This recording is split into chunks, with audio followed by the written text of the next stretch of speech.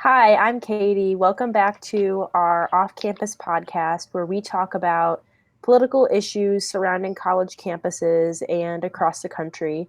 And today we're going to be discussing a speaker that I attended at the University of Colorado Boulder, Milo Yiannopoulos, and the experience I had and the reactions that it provoked from other students. And yeah.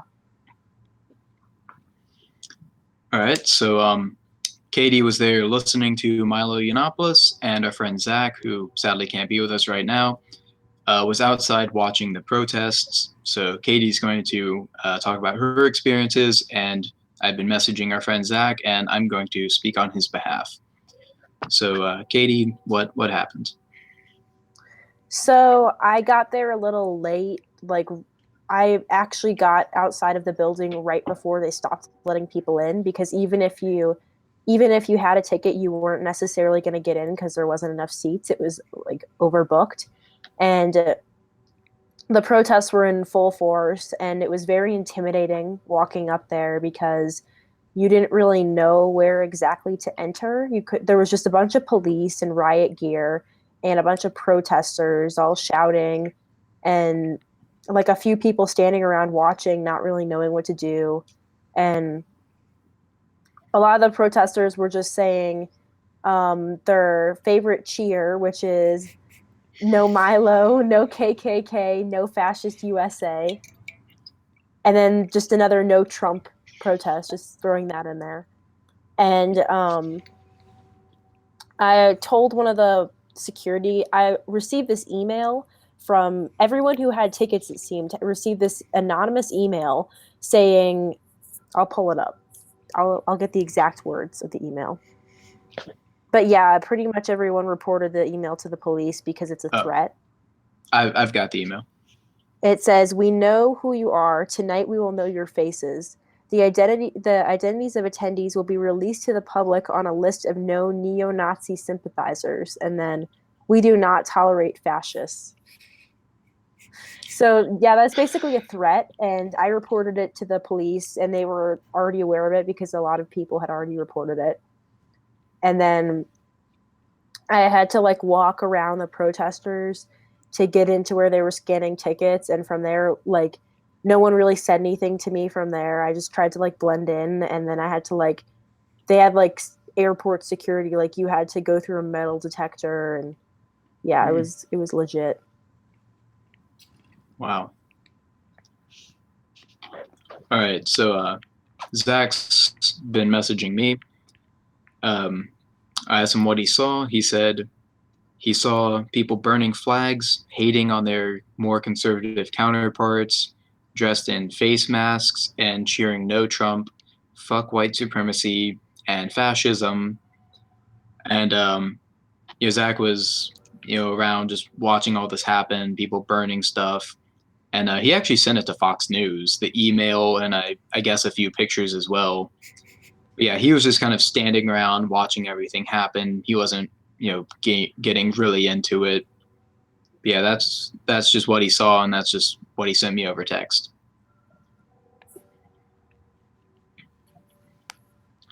Like once I got inside, um, it was very non-intimidating because all of the like people working there were super nice. All of the people attending it were, it was kind of like a camaraderie. Like we all got in here Yeah, despite the protests.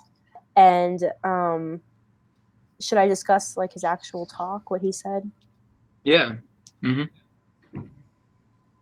So Milo's not really known for being like a really political figure. He calls himself a provocateur because that's what he does is provoke people and challenge hmm people.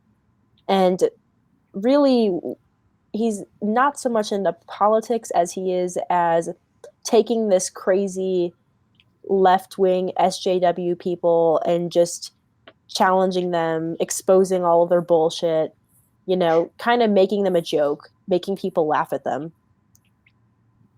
And he kind of grew out of, I guess, like people associate him with the alt right movement because a lot of the alt right people like really like him, but he claims he's not a part of it. but they kind of make him like their symbol a little bit in a way. Hmm.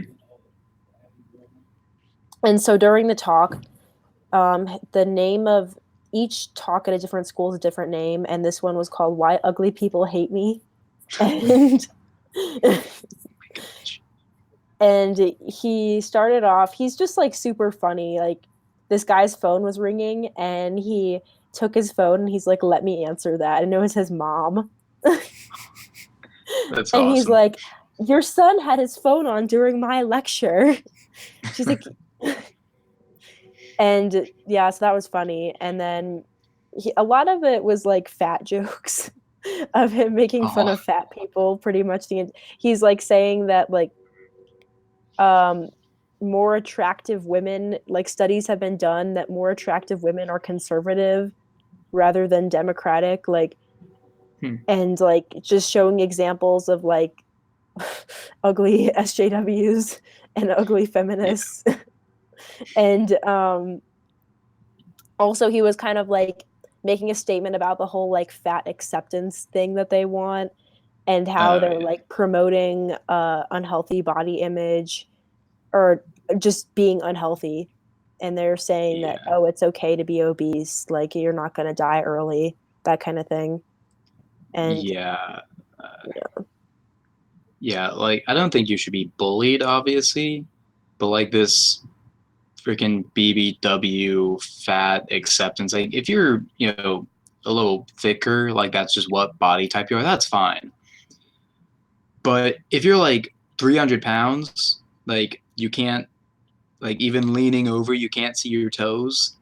That's just not healthy. And like, that shouldn't be promoted. Like, you shouldn't bully people for it.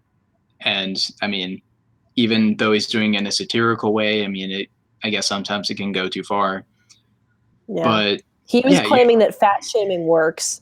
He says he gets emails from people who he's fat shamed, and like before and after pictures of them like losing weight because of it. oh wow. Yeah. Hmm.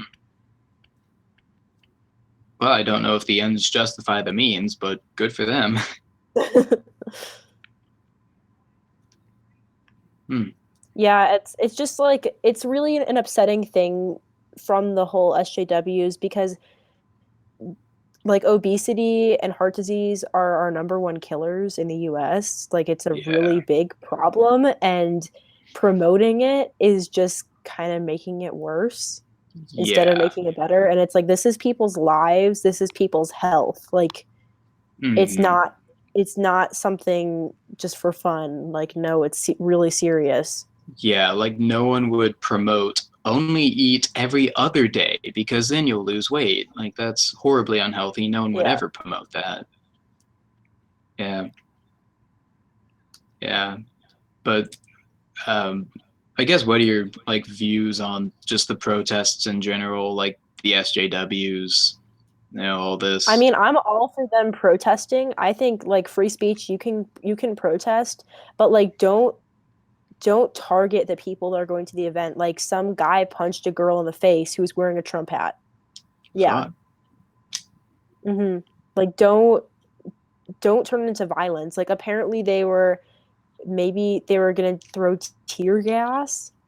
That's I why heard all the that, yeah. RAs around like closed all the windows of every single dorm, because they were scared that that was going to happen. It's one thing to have a peaceful protest, but it's another thing to incite violence. Hmm. That's not okay. It's free speech. We like every other speaker that comes to this campus is liberal. Just like let one conservative speaker come. It's not that hard. Yeah. I mean, I agree. I'm all for freedom of expression. A quote I really love is by Noam Chomsky. If we don't believe in free expression for those we despise, we don't believe in it at all. And I'm all for the right to protest. And of course, inciting violence is not constitutionally protected. That should be taken as a threat. That should be taken seriously. But I do find it incredibly ironic. They're protesting free speech. Like they're saying this is an idea we don't like, therefore you should not be able to express it. Which to me, that's the regressive left. I mean, to me, they're saying fascism. This is fascism. Milo's a fascist. Censoring unpopular opinions that don't fit your agenda, that's an element of fascism. I mean, Yeah. the SJWs a lot of the time become the monster that they're trying to defeat, or that they, you know, perceive other people to be, because Milo's obviously not a fascist. Another thing is it just their insane reactions kind of prove his point that the left has gone so far, like that no one can take a joke because most of what he says isn't serious. He's not Hmm. serious for like 90% of his show. It's a pretty much a comedy show, but Yeah, people get so offended by it. It just proves his point that people can't take jokes. They get yeah, offended by everything. They're too sensitive. That's it's just the extreme yeah, reactions from it. yeah. I can't tolerate the whole safe space thing. I mean, a college campus is supposed to be freedom of ideas, freedom of expression, contesting ideas, learning new ideas, new points of view, but a safe space where certain opinions cannot be shared or expressed. To me, that defeats the point of college. I mean, who was it? Montesquieu. I may not agree with what you say, but I'll defend to the death your right to say it. Now people are saying, I'll go out of my way to kill you if you say something I don't like, which is ridiculous.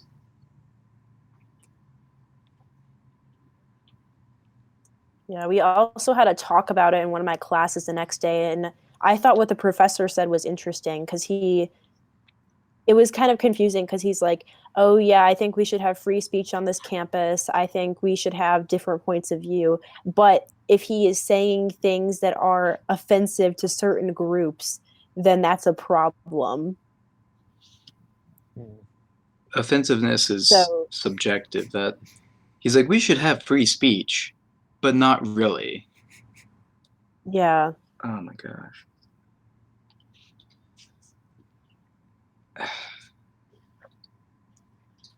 So It's like if you don't want to hear it, don't come to the talk. Like yeah, it's that simple. yeah, or just get some thicker skin. Like honestly, democracy will result in people having ideas and opinions you don't agree with. I mean, you got to have some thick skin to live in a democracy. I mean, America says we love democracy, but about 50% of people aren't really acting like it. Another thing is these people, they're like, oh, I'm not going to go to the talk. I'm not going to hear what he's going to say. But if other people are hearing it, it's a problem because he's spreading hateful ideas and it's going to like transform other people. That's one of the most ridiculous things I've ever heard, that just because Yeah, someone's saying something, that means that everyone that's listening is just going to believe them. It's just going to become what they say. Like, yeah. You listen to like one rap song, are you all of a sudden, do you all of a sudden have a Glock in your Rari? Are you a gangster now? No. it's just so crazy. Yeah. So, Michael, what do you think about like the progressive and regressive left? I think we should Kind of the talk whole about the SJW. alternative left. Gee, Michael, no. Yeah, Michael browses subreddits sometimes and he found the alt left. Let's focus on the progressive and regressive before we get to that. The national Bolsheviks or whatever it was. You don't want fully Uh, automated space luxury national syndicalism? God. Uh, fully automated does sound nice. Okay. Anyway, okay, we will touch on the alt left. But progressives and regressives, I kind of like to think of this as like the broader view of the Bernie Hillary proxy war. I mean, I'm sure both sides have their SJWs and rational people, but in my personal experience, at least, I haven't met a Bernie supporter who was an SJW, and I've met very few Hillary supporters who are not SJWs. That's just me, though. So yeah, what do you guys think about kind of the infighting of the Democratic Party? I think that it's sad that Bernie Sanders has kind of flipped, though. He used to be against all of that, but he's made a change and he's going more to that side now. He Hmm. recently tweeted something about the Women's March and like we need to fight oppression in women or something like that. Some identity politics thing like that I just it made me Hmm. upset because I thought he was against all that. I don't know. Yeah. I don't know much about the Women's March. I don't know if they were being stupid and marching for rights that they already had. I mean, based on what I've read, I think it was more a symbolic thing saying to Trump, we will march if you try to take away our rights. But I'm not 100% sure. I have noticed Bernie playing a little bit into identity politics, but Yeah. I mean, on social media, I guess that's what people look for. But as far as the floor of Congress is concerned, he has been, I mean, just crushing Betsy DeVoe, Tillerson, Rick Perry. I mean, as far as Congress is concerned, I'm still happy with what he does. For the Women's March, I think had some legitimacy because I think it is a problem that he's defunding Planned Parenthood, and Yeah, I don't agree with that. But the fact is that this like people were marching not just because of that. They're just saying, "Oh yeah, it's just a patriarchy. We're still like in this oppression," you know, yeah. which is Meanwhile, not really true. It's yeah. just Planned Meanwhile, in Iran, if they tried to do what you're doing, they'd all be killed. So, that's real patriarchy. I I thought it mean, was interesting how we had that discussion about women in the Middle East being oppressed, and then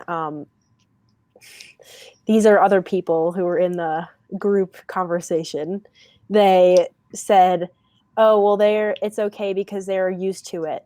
They don't even notice their oppression because they're just so used to it." I thought that was just like ridiculous. that, that's another thing. They'll like, they'll be like, oh, Western Christianity, social values are so oppressive. But when it comes to like Islam and other cultures being oppressive, they get a free pass because they're, like Not a white. protected stat. Yeah, that I don't They're not white understand. people. Like, yeah, yeah. I swear, it's like they think just dumping on themselves for being white fixes the problem. Like, no. Okay, the Bible says First Corinthians 14:26, I think that's just off the top of my head, says it's shameful for women to speak in church. You can't speak in church. First Timothy, it says women shall not usurp authority over a man, which is horrible. And I will agree with them if they criticize that. But when Islam, you know, says more or less the same thing, women are subservient, female genital mutilation is practiced in some countries, and they're like, no, that's just culture. I'm like, shut the fuck up. Like, be consistent for God's sake. It all goes back to like the identity politics thing. It's just Yeah. whatever's white is just bad. Whatever is cultural of other cultures is just okay because they're not Hmm. the oppressive, powerful white people. Yeah, the WASPs, white Anglo-Saxon Protestants. Protestants. Yeah, Oh yeah, I learned about that. God. Yeah. Although I feel like kind of the infighting between Bernie and Hillary, which I guess can kind of be the progressive and regressive left. Um, I'm kind of behind in my news feed, but I've been hearing that the Bernie camp, sorry, has kind of been winning the proxy war. Hmm. So I heard something in California. The Bernie wing is like taken on really strong there. Hillary's basically completely out of the picture. Bernie and Elizabeth Warren are just crushing Trump's appointees. So I think the progressive wing is starting to get a foothold over the regressive left, but of course the SJWs and all that, they're going to be here for a while. Hmm. And And because Trump is president, it's just going to get worse. Yeah, reactionaries. The things he's Something doing. I I don't agree with the things he's doing, but yeah. Something I think though, a big reason Trump won is because he got so much media attention, and most of it was bad. But there's the old saying, any attention is good attention, and that's how Trump won. So I think if we want to get rid of SJWs, we have to just completely ignore them. Like not censor them, not, kick them out of places, but just don't give them any attention whatsoever. Because when someone combats you, that that makes you feel like you're legitimate, you're posing a threat. But if someone mhm. just ignores you and is like, whatever, that makes you think like, wow, I don't have any impact at all. I don't pose any kind of threat that they feel worthy of fighting against. By ignoring them, you just phase them out into obscurity. So, although with our media covering just everything, I don't think that's going to happen. Because I think the reasonable liberals do need to get together. We have a lot of work to do. There's a Silent lot of bad majority. stuff happening. Yeah, Oh, with God, Trump, yes. the things he's doing, like it's not a time to rest. Like, Yeah, no. Like, yeah, my parents and a bunch of people were saying, okay, election's over. We can all take a break now. And I'm just like, but it's only just begun. he's doing so much shit. Yeah. I Ugh. mean, I am happy with his shooting down TPP and kind of a precursor to a trade deal with the UK. But there's a lot of bad stuff. Like, to me, the trade thing is a silver lining. But yeah, it's a lot of crap. The pipeline, that's Oh, really God, yeah. disappointing. Yeah, I mean, Keystone XL, I was like, okay, damn it. But when he said Dakota Access, I'm like, no, we fought too hard for this. Just and the fact that he took Spanish off of his website, that the Spanish president isn't coming to visit now because of Mexican Trump. president, yeah. Yeah, the Mexican president. Yeah, yeah, yep. Yeah, it's sad, but I think the progressives are slowly coming out on top, and hopefully the Democratic Party, the progressives will have their stuff together by 2020. So hopefully there's that. And Michael, you haven't talked much, so take it away with the alt left. Okay. Well, I mean, the way I see it is like there's kind of two factions, I guess. I would say there's like the more radical faction, which is mostly just like national Bolsheviks, and obviously, like I said earlier, like the national syndicalists and like really edgy people. And they tend to be like Marxists who are extremely like anti, I guess, SJW because they think that like it distracts from the class consciousness, I guess, of the working We class. have we have to seize the means of production Yeah, before anything exactly. else. Yeah. So yeah, like they see identity politics as just dividing the working class, basically. In a sense, that is kind of true, though. Yeah. Yeah. Yeah. And then I guess like the other wing of the alternative left would be the more like reasonable people. And I've heard like the term realist left get like thrown around a bunch. Hmm. Like normally the only people like I know on the realist left are leftist economists who really only pay attention to economics and they just see what's like going on with the SJWs and they're like, this is just shit. But yeah. I don't know. Like I said, there's an alt left subreddit, so if you want to learn more about it, you can go there. Yep. Yep. Subreddits are surprisingly informative. Yeah. I mean, if you want to know what someone believes, just ask them. Yeah, but if you want to find out about fully automated national syndicalism, there's a guy. I think his name was just like ZZZZ or something like that. He posts on the alt left subreddit fairly regularly. Link in the description. Yeah, he's a former fascist though, so he talks a lot about fascism, and he goes Oh, to the debate fascism subreddit a lot. Uh, wow. but yeah, it's interesting. You run into some interesting people, I guess. Yep. Well, there you go. There's the alt left. I didn't even know that existed until about 15 minutes ago. Yeah.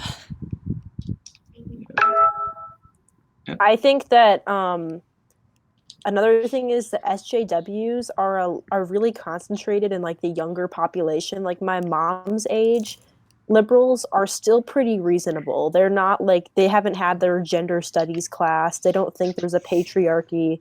It's really just a lot Yeah. of young people. Yeah. Yeah. That's fucking.